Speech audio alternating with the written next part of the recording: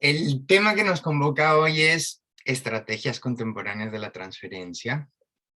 Efectivamente, la clínica psicoanalítica ha cambiado, el análisis freudiano ha cambiado, nuestra época nos está presentando cambios vertiginosos, tanto en lo político como en lo social, y concomitantemente tenemos que esperar cambios en la clínica y en el lazo analítico. Vamos a plantear que en la dirección de la cura y los principios de su poder, Lacan postula la lógica del lazo social que inaugura la experiencia psicoanalítica. Y es así que propone que, así como el analizante tiene que pagar entregándose a la regla de la asociación libre, al decurso de la asociación libre, el analista también efectúa un pago en esta dinámica, y ese pago es triple, dice Lacan. Para esto toma las categorías de teoría de la guerra de Clausewitz y propone tres niveles en la intervención del analista: el nivel de la táctica, el nivel de la estrategia y el nivel de la política. La táctica es la interpretación y responde al pago que hace el analista con sus palabras. Lacan dice, este es el terreno de mayor libertad para el analista, es decir, el analista puede decir cualquier cosa, salvo que se contradiga con el siguiente nivel de intervención del analista, que es el de la estrategia. La estrategia es la maniobra de la transferencia. Es el pago que hace el analista con su persona, con su presencia como sostén de la dinámica. Esto hoy lo podemos poner bajo varios signos de interrogación, en el sentido de que tenemos una torsión de nuestra práctica a partir de la pandemia, en donde estamos introduciendo dispositivos que nos hacen interrogarnos en torno a qué es la presencia del analista hoy. Porque antes lo entendíamos con una presencia de cuerpo. Podemos pensar que el oído al otro lado del teléfono también lo es. Podemos pensar que la imagen en la pantalla también lo es. Vamos a charlar de esto más adelante.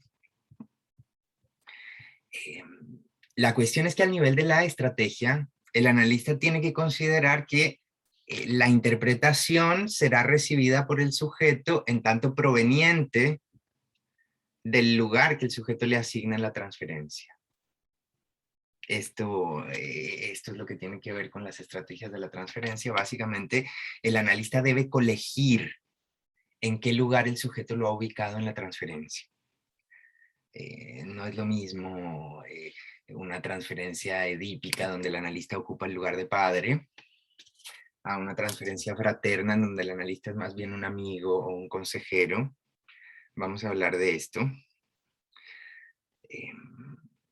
Por último, el nivel de la política o de la ética es, dice Lacan, el pago que hace el analista con su juicio más íntimo. El juicio más íntimo es eso que se pone en forma en el acto analítico,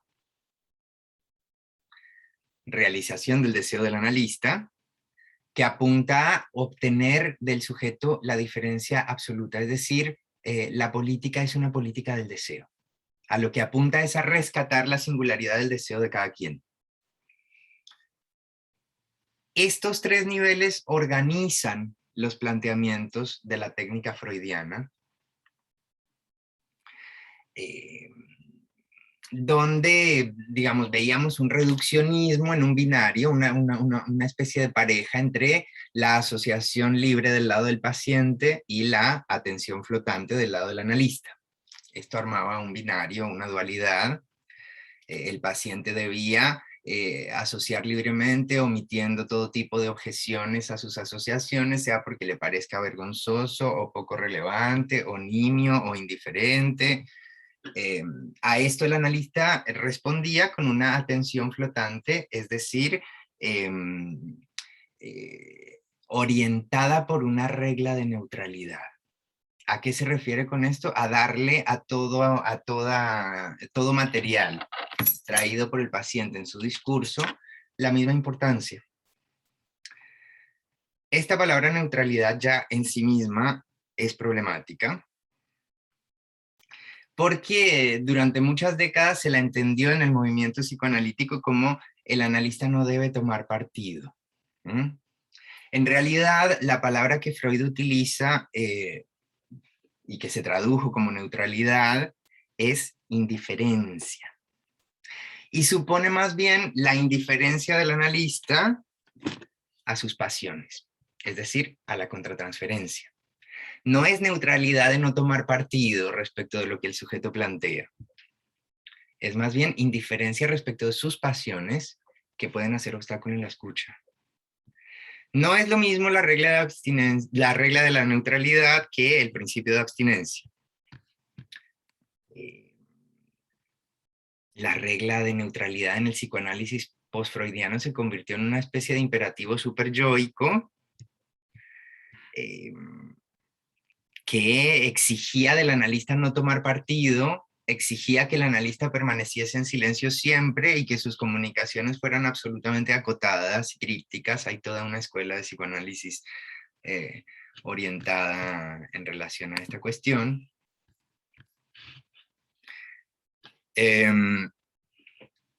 Ahora bien, lo que Freud proponía como mediando esta pareja, asociación libre, atención flotante, era más bien el principio de abstinencia.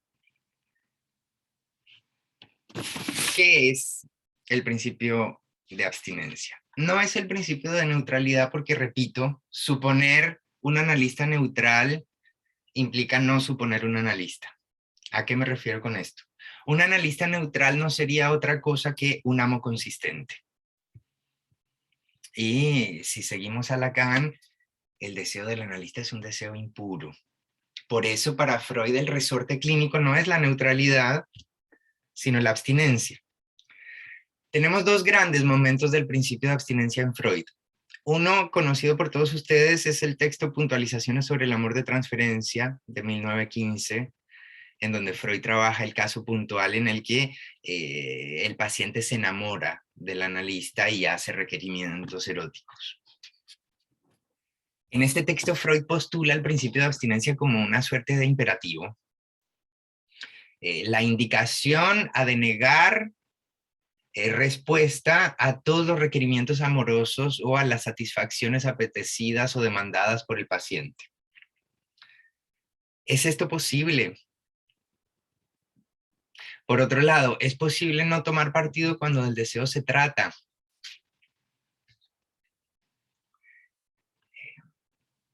Con Lacan vamos a entender que el hecho de hablar es demandar. Lacan lo dice así en el Seminario 4, hablar es demandar amor. No existe otra razón por la cual hablamos que no sea para demandar amor. Luego entonces, ¿debería estar el analista siempre en silencio? Si siempre que el sujeto está hablando está demandando, ¿debería estar el analista siempre en silencio? Y esto sería no responder a la demanda de amor. Para Freud se trata netamente de hacer subsistir lo que él llama la necesidad o la añoranza, que vamos a entender a Lacan con Lacan como el deseo como fuerza pulsionante del trabajo, y no ofrecerle satisfacciones subrogadas, digamos. ¿De qué concretamente tiene que abstenerse el analista? Hay un texto poco trabajado de Freud, poco estudiado, que es Nuevos Caminos de la Terapia Analítica, en donde Freud flexibiliza esa rigidez del principio de abstinencia y propone que no se trata de denegar al paciente toda satisfacción. Freud dice eso sería intolerable para el paciente, sino que se trata más bien de privarlo específicamente de aquellas satisfacciones que desea con mayor intensidad. ¿A qué se refiere con esto? A cierta dimensión compulsiva del programa de goce incluido en el síntoma. En este texto, Nuevos Caminos de la Terapia Analítica, Freud propone casos inusuales para el psicoanálisis, es decir, casos que no se corresponden con las neurosis clásicas. Habla de pacientes desorientados e ineptos para la existencia, dice así, o de pacientes con casos de compulsiones gravísimas y fobias que le impiden, por ejemplo, asistir al consultorio, con quienes el analista puede permitirse ciertas concesiones respecto del principio de abstinencia. Entonces Freud propone, el analista en estos casos y en ciertas encrucijadas clínicas puede proponerse dar órdenes, establecer prohibiciones, incluso ejercer influjo sugestivo. Por ejemplo, decirle a un paciente agorafóbico, haga como si no tuviera miedo para venir al consultorio, porque es importante que venga, ¿no? O incluso Freud no desestima que el analista pueda ejercer un influjo educativo o pedagógico, explicarle al paciente ciertas cuestiones sobre sus síntomas o sobre la dinámica analítica en sí. Fíjense que Freud está proponiendo para ciertos casos, y lo dice así, una técnica activa o una técnica impura. Lo que Freud plantea es que el analista de órdenes, es decir, gobernar, lo que llamamos con Lacan, discurso del amo, que el analista explique cosas, eduque al paciente en el funcionamiento del dispositivo analítico y el encuadre, es decir, discurso universitario, educar, y que el analista sea activo respecto de cierta inercia de los síntomas que impiden el análisis, es decir, hacer desear, discurso histérico.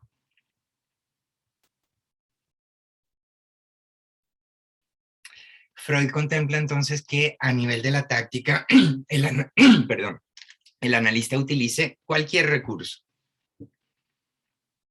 es decir, que pueda decir cualquier cosa, pero que a nivel de la estrategia de la transferencia ejerza las tres profesiones imposibles, además de además de la de analizar. Ustedes saben que las tres profesiones imposibles freudianas, en tanto son operaciones asintóticas que nunca alcanzan su cometido, son gobernar, educar, analizar, y Lacan agrega un cuarto, hacer desear. Pero no porque sí.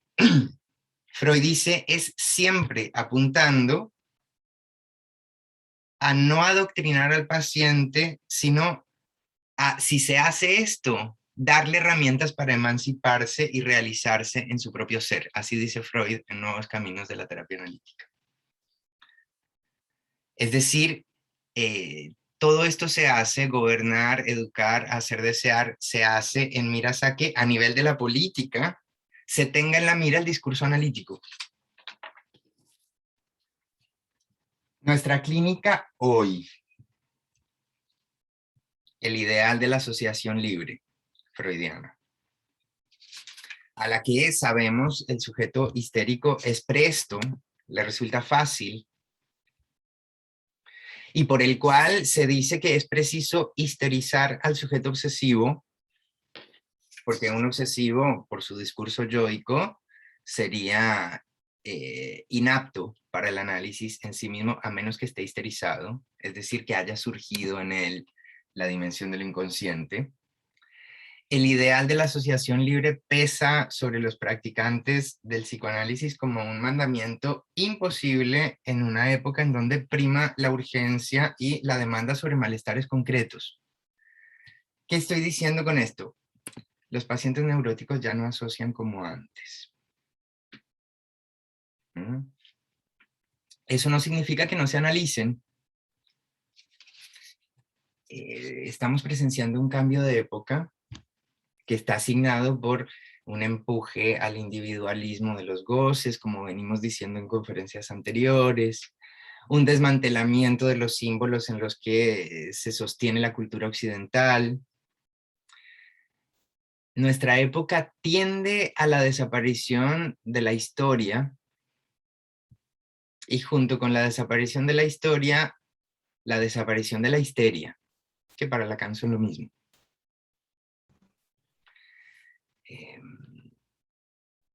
Es decir, que es lícito decir que efectivamente el discurso neurótico se ha transformado en la clínica. Y para los practicantes jóvenes, encontrarse con que sus pacientes no asocian como las histéricas de Freud es verdaderamente frustrante y les hace sentir, debo estar haciendo psicoterapia porque esta persona no está asociando como tiene que asociar. El empuje al autoritarismo en el orden social ha convertido a las neurosis ordenadas en torno a la ficción del padre o al delirio paterno en afecciones de la ley primera. Las neurosis contemporáneas, las que escuchamos en los más jóvenes, son afecciones de la ley primera. Esto es lo que venimos desarrollando en psicoanálisis aún. Nos muestran la necesidad imperiosa de una clínica del superyo.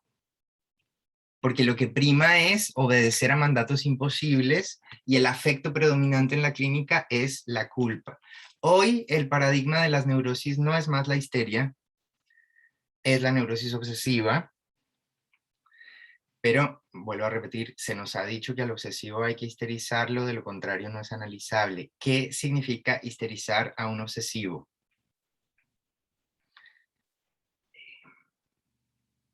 No se trata de enchufarle el enigma de lo femenino como proponen ciertas orientaciones dentro del psicoanálisis.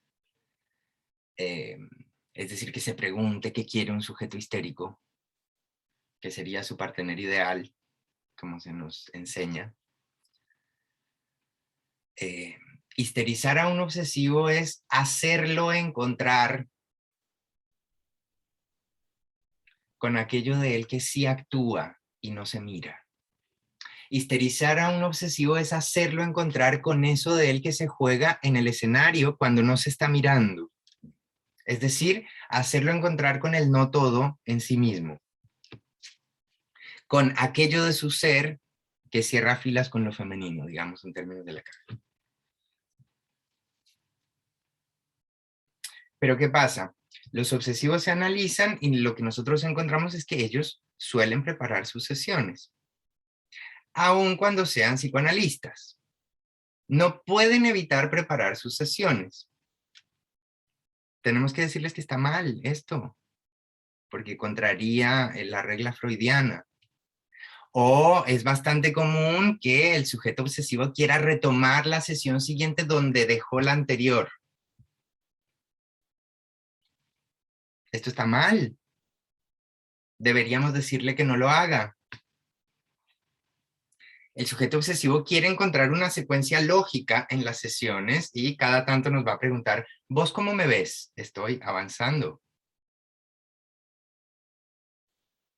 Porque él quiere delimitar un recorrido con escalones y poder situar cuáles son las fases. ¿Deberíamos omitirle al obsesivo saber sobre esto? ¿Es posible privarlo al obsesivo de todo esto? La clínica freudiana nos muestra una posición absolutamente flexible y creativa del analista con la neurosis obsesiva.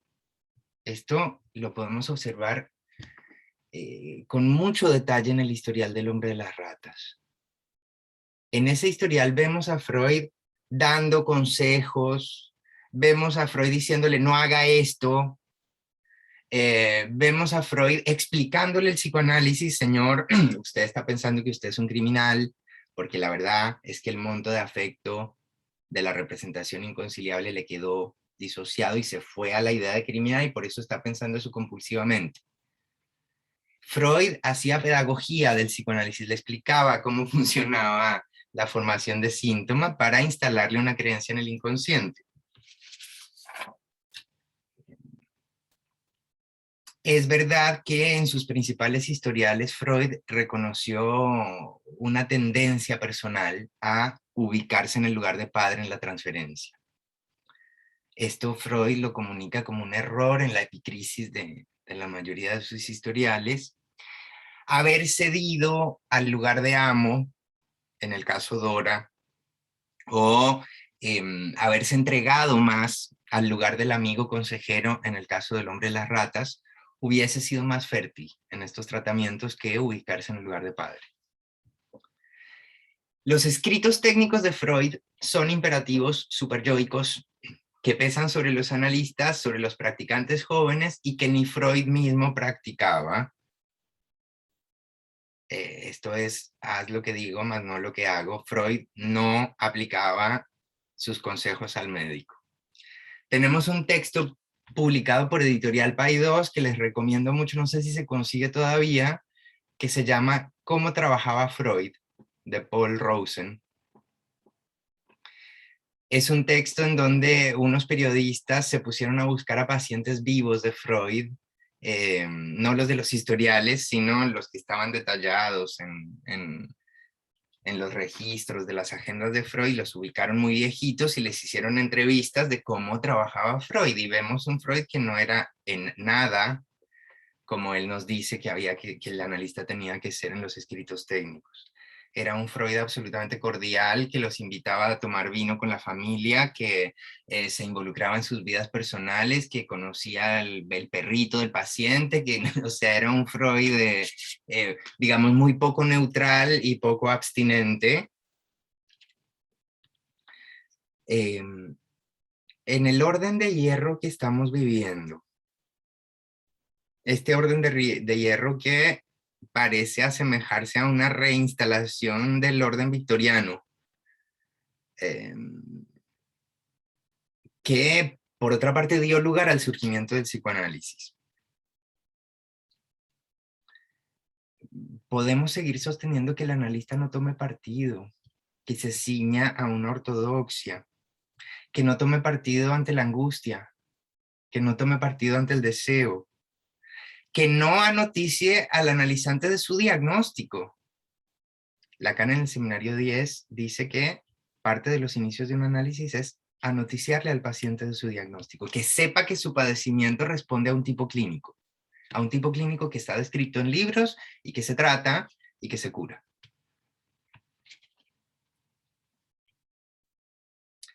Cuando no hacemos esto, desembocamos en una práctica oscura y superyoica que pone al analista en el lugar de amo. Vamos a decir que el síntoma implica un juicio del sujeto sobre algo en su vida que no marcha. Esto es un síntoma, por esto nos consultan.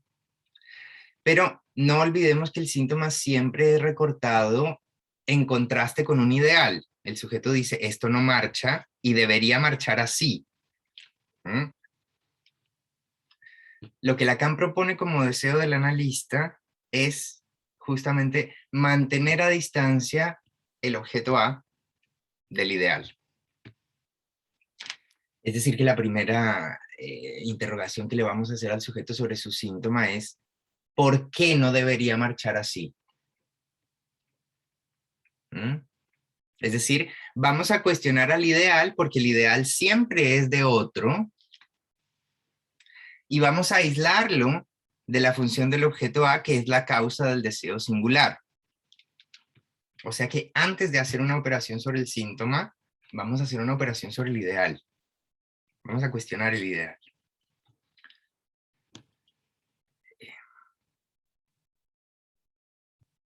¿Qué significa hacerse semblante del objeto causa para el analizante? Esto lo va a desarrollar con más detalle Alan. Pero digamos que más que una suposición de saber en donde se reimprime un cliché edípico, la transferencia a nivel real lo que hace es atribuirle al analista la función de objeto causa. El analista, más que como padre, como madre, como amigo, como alguien que chupa, que mira, que caga, que convoca, a veces con imperativos, a veces el analista encarna el superyo. Para Lacan, el discurso analítico interpela los imposibles del lazo social, gobernar, educar, hacer desear. En Radiofonía, Lacan dice esta frase: solo presionando lo imposible hasta sus últimas posiciones, la impotencia adquiere el poder de hacer girar el paciente hacia la gente. ¿Qué quiere decir esto? Que nosotros podemos dar órdenes, nosotros podemos dar consejos, nosotros podemos sugestionar, nosotros podemos explicar, nosotros podemos, si queremos, hacer terapia cognitivo-conductual, pero siempre y cuando estemos apuntando al giro discursivo. Los giros discursivos son para Lacan un tratamiento de lo imposible, son un tratamiento de lo real.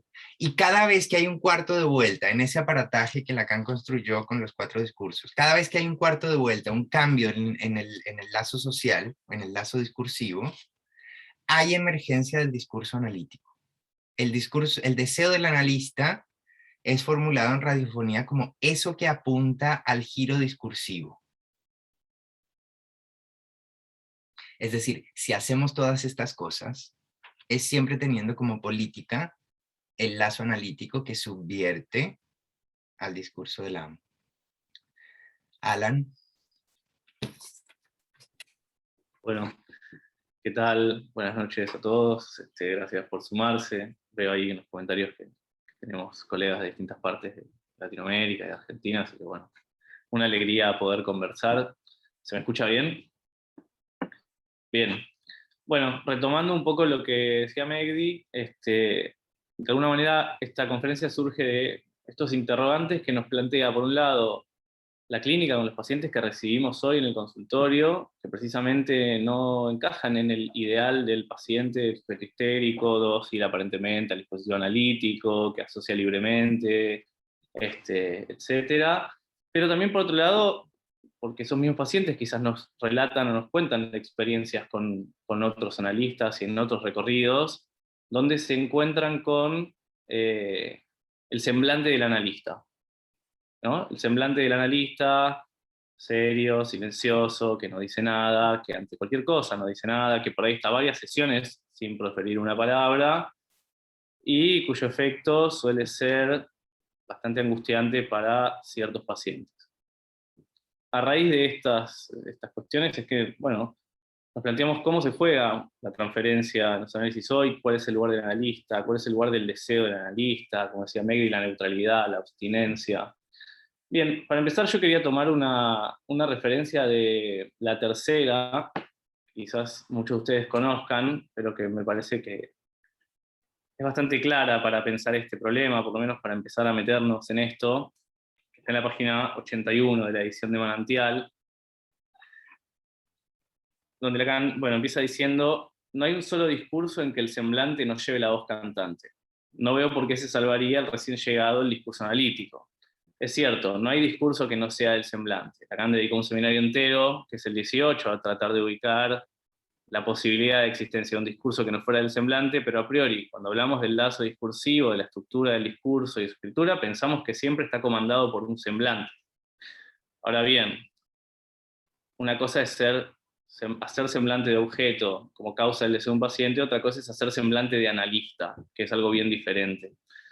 Y que está más bien en el orden del discurso del amo, como decía Megri. Bueno, sigue la referencia y acá viene lo interesante. No vayan a olvidar ahora que el semblante de lo que habla como tal siempre está presente en cualquier especie de discurso que lo ocupe, hasta es una segunda naturaleza. Sean entonces más sueltos, más naturales cuando reciban a alguien que viene a pedirles un análisis. No se sientan obligados a darse importancia. Aún como bufones, que estén se justifica. No tienen sino que ver mi televisión. Soy un payaso. Sigan el ejemplo y no me imiten. La seriedad que me anima es la serie que ustedes constituyen. No pueden a un tiempo ser y estar en ella. Bien, muchas cosas en esta referencia para pensar, pero es una referencia genial que creo que hay que volver a leer cada tanto. Para empezar dice: no se tomen tan en serio a ustedes. ¿En qué sentido? En que uno no analiza con el nombre o con el apellido, y uno no analiza con el ser. Si uno se toma en serio su apellido, no está siendo analista, está siendo semblante de un S1 en todo caso. Ese es el discurso del amo. Lacan dice: yo soy un payaso, hagan como yo, no me imiten. Ahora, esto tampoco quiere decir que somos todos unos payasos y cuando llega un paciente al consultorio vamos a hacer morisquetas y tonterías para ver si se engancha o para ver si pasa algo, ¿no? A ver, no es ni una cosa ni la otra. Lacan, su manera o su estilo tenía que ver con la payasada y con lo bufonesco quizás. Hay un libro, de hecho, que habla sobre sus intervenciones, que es muy interesante. Pero la cuestión es, en ese sentido, hacer como él y no imitarlo, porque imitarlo ni en la seriedad ni en la payasada sería simplemente ser analistas del lugar del ideal. Como Megdi aclaraba recién, la cuestión es instalar la distancia entre el ideal y el objeto, y en ese sentido, el analista dice en el seminario 8 que se ausenta del lugar del ideal. Ahora, un analista que esté instalado en el lugar del ideal también pretende que su paciente se ajuste a ese mismo ideal que siempre es del otro, a ese mismo imperativo, ¿no? El paciente ideal, el paciente que frente al analista silencioso, que analiza con su apellido, asocia libremente, le supone saber, empieza a armar el fantasma, etcétera, etcétera, etcétera, ¿no? Bueno, evidentemente eso es un análisis del orden del ideal. Por lo menos en mi práctica no es lo que suele suceder frecuentemente. Bien, el silencio del analista, entonces, el analista silencioso. Este silencio del analista serio, del semblante del analista, es un silencio que evidentemente no está entroncado en ninguna ética, ¿no? Si es un silencio angustiante, no es un silencio que funcione como causa. A ver, y como veíamos en la referencia, no es que no haya una dimensión, si quieren, performática en la práctica analítica, ¿no? Ahora, quedarse callado también es una performance, y hay que ver cómo se utiliza esa performance, ¿no? No es signo de neutralidad quedarse callado, también es un semblante. Y me parece que es algo que se confunde mucho, como si estar callado fuese un signo de neutralidad y un signo de abstinencia. La abstinencia, como decía Megdi, es no responder a la demanda del paciente, pero primero hay que ubicar las coordenadas de esa demanda para saber si respondemos o no respondemos, o si quedarnos callados es no responder, o si precisamente estaríamos respondiendo a esa demanda. Por otro lado está el tema de lo serio, después voy a volver a la cuestión del silencio, que es otro problema fundamental. Dice Lacan, lo único serio, dice, es la serie que ustedes constituyen hablándole a su auditorio. Podemos pensar mismo la serie que nosotros podemos constituir como practicantes del psicoanálisis. Ahora, no se puede ser y estar en ella al mismo tiempo. Es decir, que la posición del analista, si bien es un lugar común, está implicada más bien en la falta en ser o en el de ser ese lugar del saber, del sujeto supuesto saber, que por otra parte no puede encarnarlo nadie, por algo es un supuesto, ¿no? El analista que encarna y cree ubicarse en el lugar del sujeto supuesto saber es un analista que opera desde el lugar del amo. Para estar en la serie de los practicantes tenemos que renunciar al ser, no analizamos con nuestro ser, no es desde ahí que el analista opera. Ahora, justamente en esta clínica, podemos decir, con la que nos encontramos hoy, una clínica del superyo, de patologías que se presentan sobre todo, ¿no?, con fenómenos de la culpa y de la angustia superyoica. El analista silencioso no hace sino recrudecer muchas veces la angustia superyoica, semblanteando precisamente el objeto en juego en el superyo, que es la voz. Tampoco vamos a pensar que la voz necesariamente es el silencio, o que la voz áfona del superyo hace referencia solamente al silencio. Vamos a trabajar esto en un seminario dentro de poco con Megdi, pero sí que en muchos casos el silencio del analista lo único que hace es recrudecer la voz del superyo, y que el paciente que llega a la consulta se vaya todavía más angustiado, por eso mismo que vino a consultar. ¿Esto significa entonces hacer payasadas? No necesariamente, quizás sí, pero precisamente lo que encontramos como una de las herramientas más eficaces en el tratamiento del superyo tiene que ver con la ironía, con el humor y con el sarcasmo. Y de alguna manera lo serio del superyo puede desconsistirse precisamente a través de una maniobra que tenga que ver con la tontería, con ubicar algo del orden de la tontería de ese mandato superyoico, insensato, de ese orden de hierro. El paciente, entonces, que viene a consultarnos, en general no encaja en el modelo del paciente pretendidamente ideal, que asocia libremente, etcétera, etcétera, sino que muchas veces nos vemos con otro tipo de presentaciones clínicas. Ahora bien, ¿qué podemos decir del silencio del analista? Que es uno de los temas, ¿no?, que por ahí más se habla, pero menos se dice. A propósito de eso, hay una referencia que a mí me parece muy linda de Lacan, que está en el discurso a los católicos, que es justamente la época de la ética del psicoanálisis. Se las leo, es muy breve.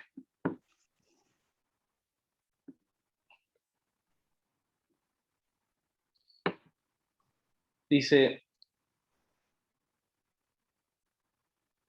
bueno, para abrir, dice, ya está en el psicoanálisis desde hace suficiente tiempo como para poder decir, hablando de sí mismo, que pronto habrá pasado la mitad de su existencia escuchando vidas que se cuentan y se confiesan. Y él escucha, yo escucho, y no soy quien para juzgar la virtud de esas vidas que desde hace casi 4 septenarios escucho confesarse ante mí. Una de las finalidades del silencio que constituye la regla de mi escucha es justamente callar el amor. No traicionaré, pues, sus secretos triviales y sin igual, pero hay algo que me gustaría testimoniar. Callar el amor, entonces, hay que ver en qué sentido lo podemos pensar. Pero a priori se trata de un estatuto del silencio como regla de la escucha. Callar el amor como regla de la escucha. Por un lado, y en relación a lo que decíamos antes, y a lo que decía Megri, es callar el amor en el sentido de las pasiones del ser. Callar el amor en el sentido de la pasión del ser es que decirle al otro que uno lo aprecia o que uno lo odia, que es básicamente lo mismo, es, por un lado, comprenderlo, y en segundo término es comprenderlo desde el ser, ¿no? Con lo cual, la escucha se cierra inmediatamente cuando uno comprende. Cuídense de comprender, la famosa fórmula de Lacan, tiene también que ver con esto. Callar el amor como regla de la escucha me parece que no es simplemente no manifestarle al paciente el aprecio o el desprecio que uno siente, después veremos qué otra acepción va a tener esto, sino también callarlo en términos de la comprensión y de la escucha, porque eso sería suturar cualquier posibilidad de escuchar la singularidad de un paciente adscribiéndole un ser desde lo imaginario. Sí, lo imaginario es lo que constituye el sentido, pero en este punto tenemos que abstenernos.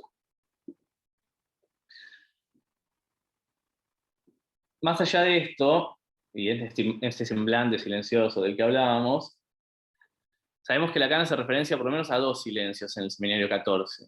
Lacan dice, miren que sileo no es taseo. Y dice, taseo es del orden de lo que se calla, es el silencio de la palabra no dicha. Dice, es un silencio que no libera al sujeto del lenguaje. Pero en sileo se trata de otra cosa, ¿no? Y él ahí retoma el tema de la pulsión, ese tachado en los de mayúscula. Cuando la demanda se calla, la pulsión comienza. O sea que a grandes rasgos podemos distinguir 2 silencios. Un silencio de la palabra no dicha, de lo tácito, y un silencio de lo imposible de decir que tiene que ver con el silencio de la pulsión, ¿no? Con el silencio de la pulsión freudiana, ¿no? La pulsión de muerte trabaja muda en la obra de su disolución, o el silencio de la pulsión de muerte, etc. Referencias que son freudianas. Ahora, ¿qué silencio vamos a encarnar para un paciente en una entrevista preliminar? El silencio de lo imposible de decir, el silencio de la pulsión. Bueno, habría que ver cuál es el recorrido que nos lleva en un análisis a arribar a ese otro silencio, ¿no? Podemos pensar que un análisis va del silencio al silencio como un poema, pero hay que ver si no es de Taseo a Sileo que nos conducimos o en qué momento aparece o resuena el silencio de lo indecible. Pero si precisamente nos encontramos con un sujeto cuyo padecimiento silencioso se le vuelve insoportable y por eso consulta, de lo que tratamos precisamente es de que eso se pueda transferir en alguna práctica discursiva, que se enlace de alguna manera con el otro. Si lo único que hacemos es recrudecer el silencio de ese padecimiento, no contribuimos a que eso se inserte en la función creadora del significante, para así, en todo caso, poder bordear el recorrido de ese objeto y arribar a otro silencio de lo imposible decir, sino que lo que hacemos es, en definitiva, echar al paciente en la primera entrevista o en la tercera y que no vuelva más.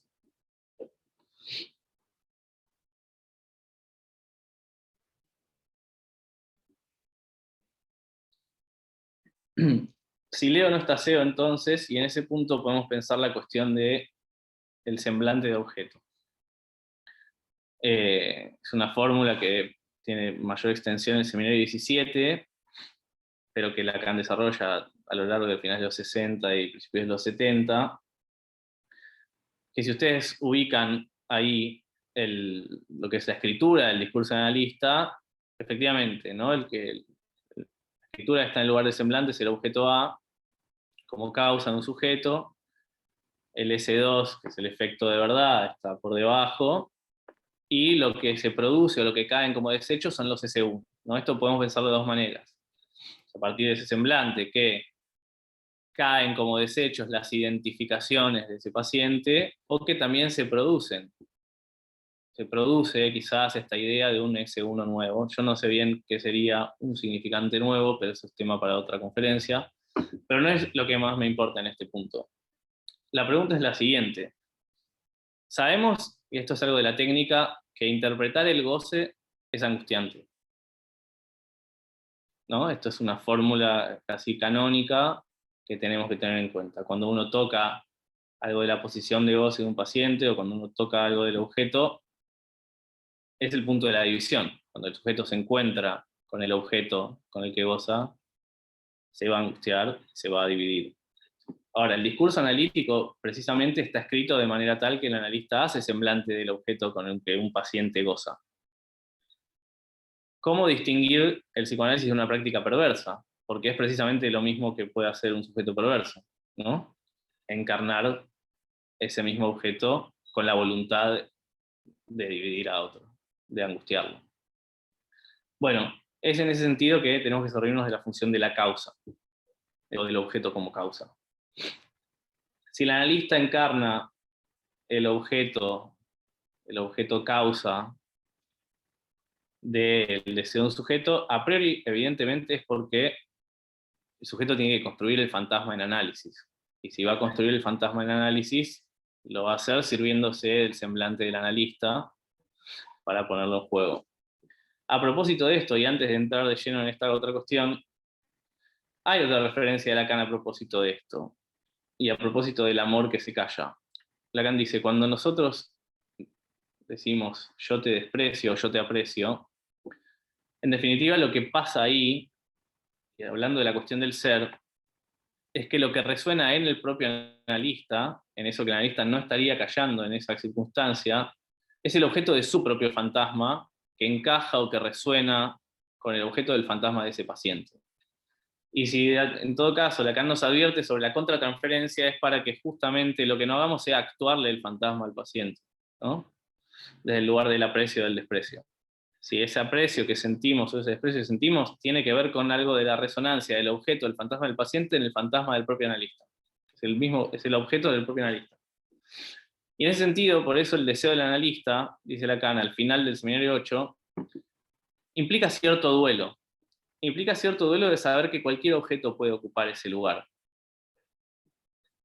No me voy a meter en ese tema, pero me parece que es un problema interesante para dejar planteado. ¿Qué significa entonces, o qué podemos pensar que es hacer semblante del objeto A como causa del deseo de un sujeto? Bueno, evidentemente no es hacer semblante del objeto para que se angustie simplemente. Se trata del objeto en su función de causa, del objeto mágico, ¿no? Justamente creo que esto último, y ya voy a terminar, es algo que tiene mucha vigencia y mucha importancia en este contexto en el que nos estamos encontrando, en esta clínica del orden de hierro, en esta clínica con pacientes aferrados a su ser, aferrados a su autoerotismo, con la dificultad en los lazos, con la dificultad en las cuestiones del amor. Es en este momento precisamente donde más tenemos que recuperar la función semblante del objeto causa, porque es precisamente la posibilidad de ceder el objeto al campo del otro. Y con esa cesión del objeto al campo del otro, la posibilidad de constituir un lazo. Si nos encontramos con sujetos atrapados en este orden de hierro, en el ser nombrado para, que justamente Lacan también hace un chiste con relación a esto en el seminario 21, que sería ser nombrado para analista, ¿no? Es raro.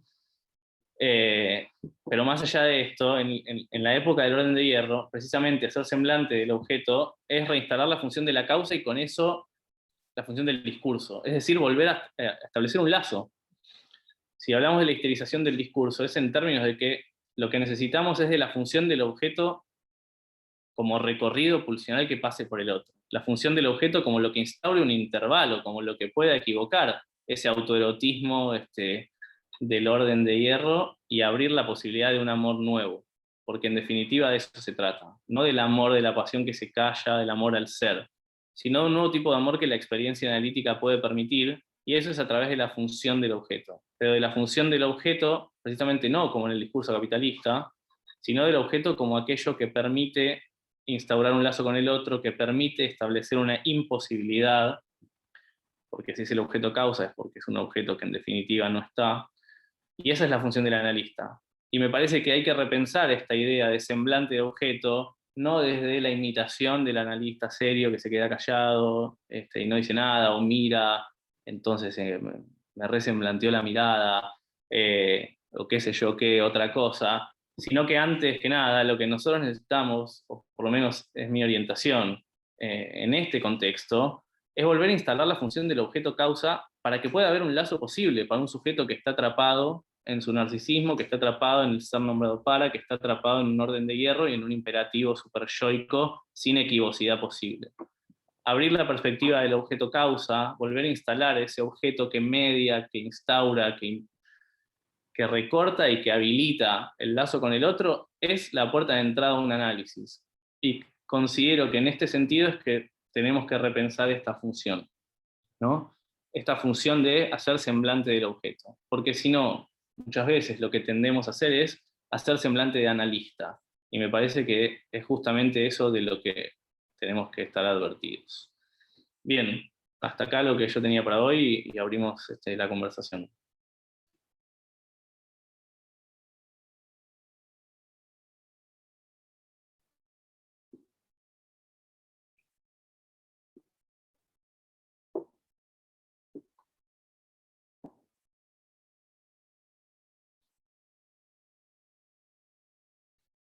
Preguntas, comentarios, críticas, Federico. objeciones.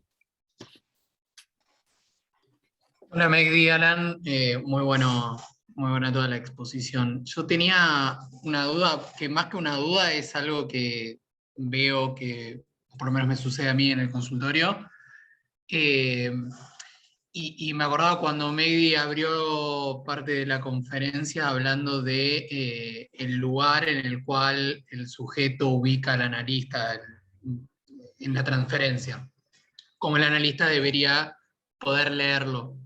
Y algo que veo, de alguna manera, que sucede en algunos casos es qué pasa cuando el analista es tomado como prácticamente un objeto de consumo, siguiendo un poco la lógica del capitalismo, ¿no? Al que se le demanda o se le exige una solución cuasi inmediata, eh, una solución mágica, digamos, cómo poder dar respuesta a eso, teniendo en cuenta que los tiempos del inconsciente claramente no se rigen por tiempos cronológicos, son diferentes.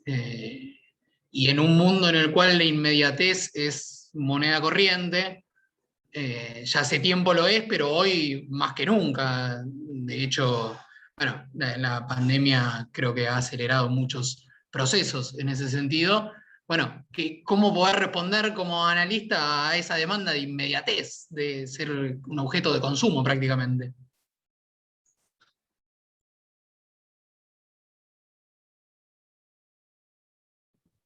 Es muy interesante lo que planteas en relación a la época de la inmediatez, ¿no? O el paciente que se presenta advirtiéndonos que no tiene tiempo y que no quiere ponerse a hablar de papá y mamá para resolver una cosa muy conflictiva que le pasa hoy y que no quiere que le pase dentro de 4 semanas. Y tenemos 4 semanas para solucionar el problema, ¿no? Em, es poner al analista en una encrucijada, pero el analista me parece ahí no tiene que defender el encuadre de su método. Eso es entrar en un forcejeo con el paciente. Claramente alguien que plantea algo así está profundamente angustiado y si nosotros como primera intervención ponemos esa angustia en palabras, probablemente lo hacemos proclive a que empiece a hablar de papá y mamá como no quería hacerlo. Eh, Quiero decir, hay que hacer una operación sobre esas demandas de inmediatez. Este texto yo lo quiero súper recomendar, Nuevos Caminos de la Terapia Analítica de Freud, me parece súper actual, todo lo que plantea ahí lo veo en esta época. Él dice en ese texto que no hay que ceder al imperativo capitalista de la solución inmediata o del furor curandi, lo dice así literal con todas las letras. Que todas estas modificaciones que él propone del principio de abstinencia, que el analista pueda tener una técnica más activa, que pueda sugestionar, que pueda aconsejar, que pueda indicar, explicar, enseñar, no es nunca en miras a la resolución inmediata del problema, sino en habilitar el decurso del inconsciente. El fin justifica los medios, sería. Esto es lo que propone Freud en ese texto. El fin justifica los medios. Podemos usar cualquier medio. Ahora tenemos que tener el fin claro. Me parece que las demandas de inmediatez se pueden equivocar, se puede jugar con eso. A veces respondiendo a ellas con humor también. Vamos a estar hablando mucho del humor en aún, parece.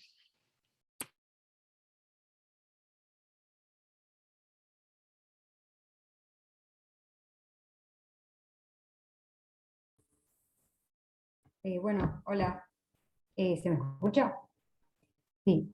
No, yo me acuerdo yo pasé como por varias experiencias con distintas terapias y me acuerdo de una psicóloga que me hizo burla y yo me lo tomé re mal y la dejé. Era más chica igual. Eh, Creo que es importante que esté instalada la transferencia, ¿no? Que lo redecimos siempre. Eh, por ahí el humor creo que puede funcionar mejor con gente más grande, por ahí no sé, yo me acuerdo que era más chica, tengo 32 ahora y no sé, bueno, pero me acuerdo que, Claro, pero es que una cosa es que se ría contigo, otra cosa es que se ría de ti. Eso no es humor. claro, ¿Mm? me burló, así como, sí, sí, sí, por supuesto, pero eh, si no, no estuvo bueno. En cambio, mi analista de ahora a veces se ríe de lo que digo, o también se pone seria si yo me río, como que juega con eso, así que nada, lo cuento porque me parece que va a tiempo con lo que se está hablando. Sí, y es fundamental también por la cuestión del goce del analista, ¿no? Porque que se rían de vos, bueno, uno siente que lo están gozando, no es lo mismo.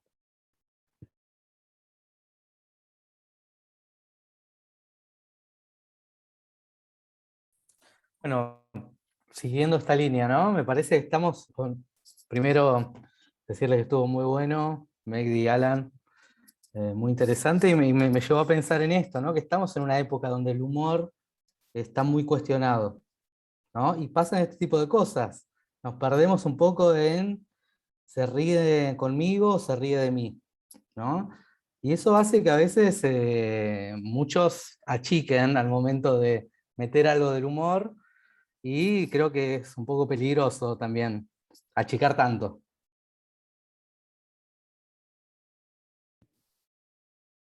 Bueno, Mariano, este me parece que es un temón. El estatuto del humor en la época y esto que traes está buenísimo, porque es cierto, como venimos conversando, las cosas quedan a nivel de un puro enunciado y es muy difícil abrir, ¿no? Al equívoco, a lo que puede producir humor. Y me parece que también ese es el desafío, ¿no? En cómo abrir esa perspectiva en un análisis, sobre todo, ¿no? Justamente equivocando algo de ese imperativo del uno o equivocando algo del discurso capitalista, como decía Fede, de tomar el analista como objeto de consumo, que bueno, también habrá que saber cómo alojarlo, pero me parece que es por ahí donde tenemos que eso, no retroceder justamente ante, ante esta cuestión.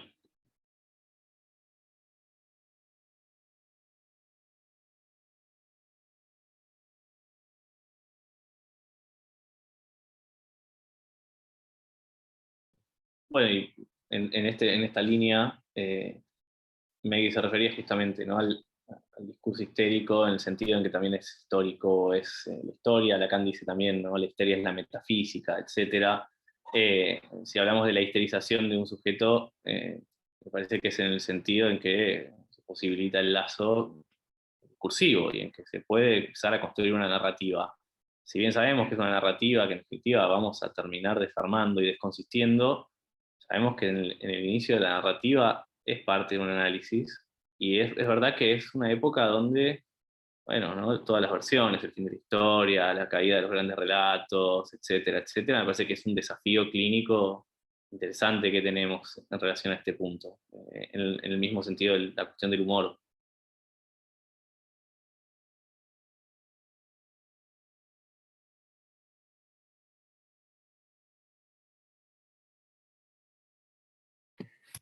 Bueno, acá tenemos muchos practicantes del psicoanálisis en sus inicios o pues, ya gente con trayectoria. Yo quise mencionar esto de los imperativos, de los principios básicos, porque me parece que es una cosa que yo escucho mucho supervisando gente, y es el terror a estar haciendo psicoterapia y no psicoanálisis. El horror a estar haciendo psicoterapia y no psicoanálisis, sin tener ni siquiera claro cuál es la diferencia entre los dos, ¿no? Pero aparentemente si la persona se siente bien, estamos haciendo psicoterapia. En cambio, si está re angustiada, estaríamos haciendo psicoanálisis, ¿no? Está como esa idea implícita, e incluso ciertos pacientes la tienen, ¿no? Cuando hay momentos de calma, entonces no estoy trabajando lo suficiente, no me estoy analizando bien, ¿no? Como si uno no pudiera ir al analista a decir a veces que está bien, ¿no? Y esto recae con un peso súper yoico sobre los analistas, como todo bienestar es psicoterapéutico y por ende no analítico. No sé ustedes qué experiencia tienen con eso. Cuando yo era joven no se hablaba de estas cosas, y entonces se le hacía a uno entender que como sus pacientes no asociaban como los de Freud, era porque a uno le faltaba aprender, no era porque estábamos en otra época.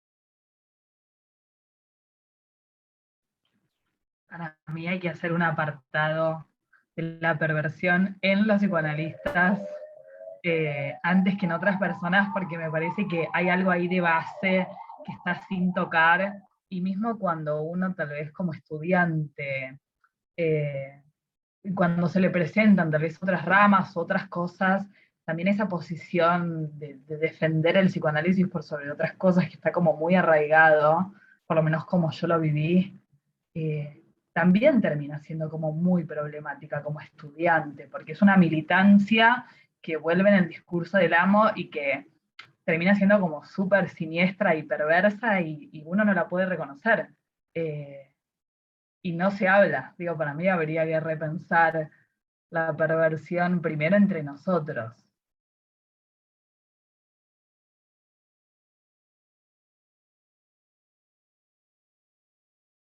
Bueno, ese es la verdad que es un tema, yo no sé mucho pronunciarme al respecto, aunque sí conozco personajes. Esto está a la orden del día, hay páginas donde se dedican a escracharlos, ustedes las conocen, no voy a decir los nombres.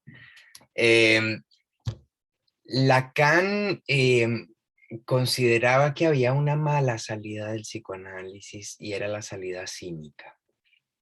Una persona que tras atravesar el fantasma y deconstruir al otro, por decirlo de alguna forma, comprobar la inexistencia del otro, opta por el cinismo y empieza a ejecutar una voluntad de goce cercana a la perversión. Es decir, que hay algo de el fin de análisis que en Lacan puede desembocar en una posición cínica. O es algo como lo que estamos intentando hacer en Aún, algo que nos enlace a otros. que sería la única cura del cinismo. Pero en cuanto a la posición perversa del analista, hay algo en la posición del analista que linda con la perversión, porque justamente se trata de producir la división subjetiva. El tema es que el analista no lo hace con el objeto de gozar de la división del otro, sino con esto que Lacan proponía, con una política de rescatar la singularidad del sujeto. Si el analista goza con la división del sujeto, estaría haciendo contratransferencia, como los postfreudianos clásicos. Francisco. Hola, ¿qué tal? Buenas noches. Bueno, gracias por la conferencia.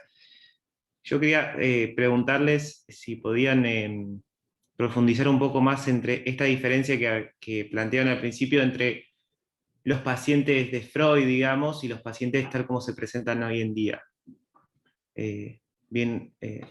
Profundizar un poquito más en ese tema. Gracias.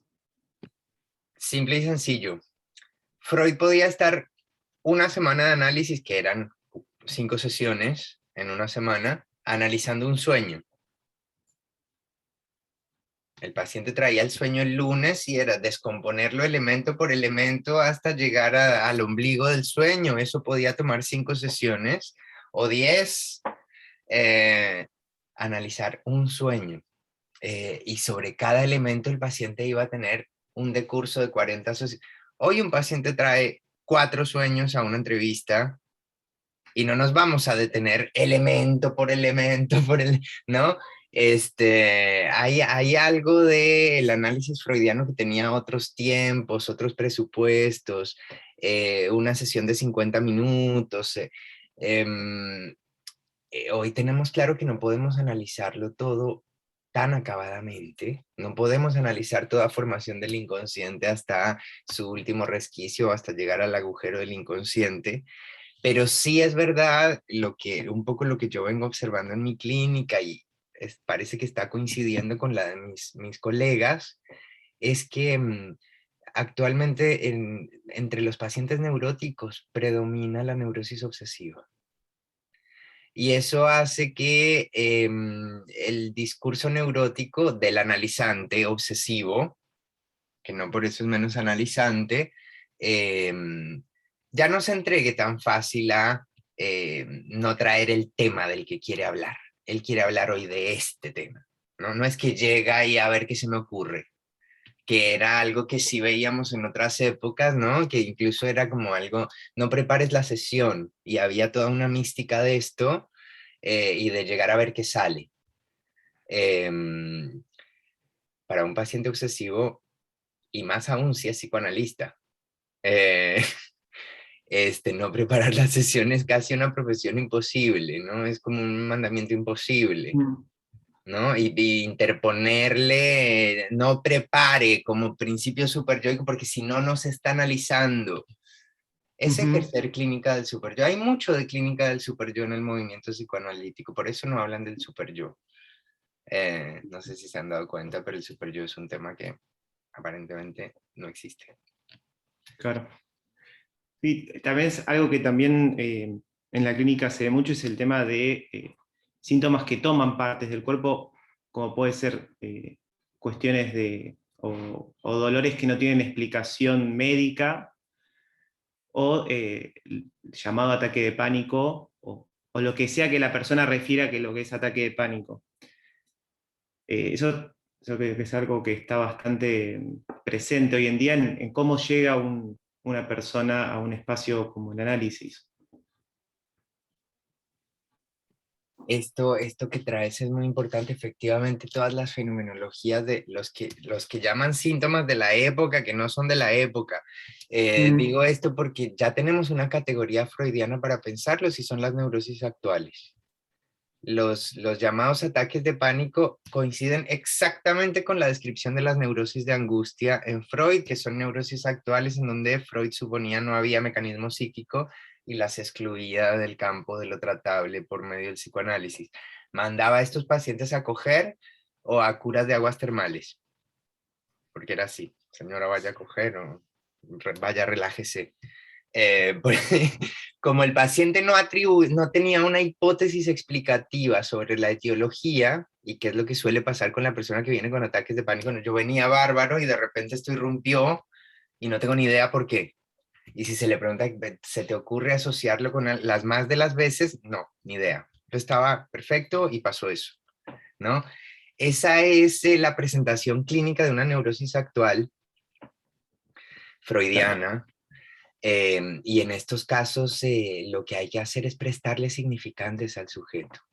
Alguien aquejado por neurosis actuales es alguien que tiene un universo simbólico pobre. Lo mismo sucede a veces con ciertos trastornos de la psicosomática. Tenemos que prestar significantes. Construir un simbólico que permita armar hipótesis explicativas. Las hipótesis explicativas pacifican. Tal vez viene en el orden del fracaso en su vida, pero no necesariamente, tal vez en una, como si vos todo ya enlazado a algún discurso, simplemente en dimensión de fracaso. De acuerdo. Bueno, gracias. No, gracias a ti. ¿Alguien más?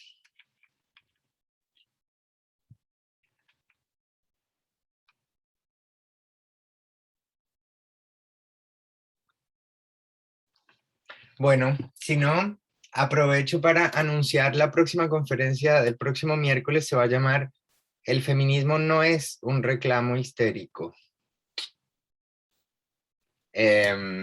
Así que los esperamos el miércoles que viene y ya se habrán enterado de los seminarios que vamos a lanzar, uno la semana que viene y otros más a fines de agosto. Tenemos el espacio de psicoanálisis y género que va a ser gratuito y tenemos otros 2 seminarios arancelados que ya los habrán visto en redes sociales. Las conferencias van a seguir hasta diciembre, así que nos vemos el miércoles. Buenas noches. Gracias. Buenas noches. Adiós, buenas noches. Chao, gracias. Gracias, buenas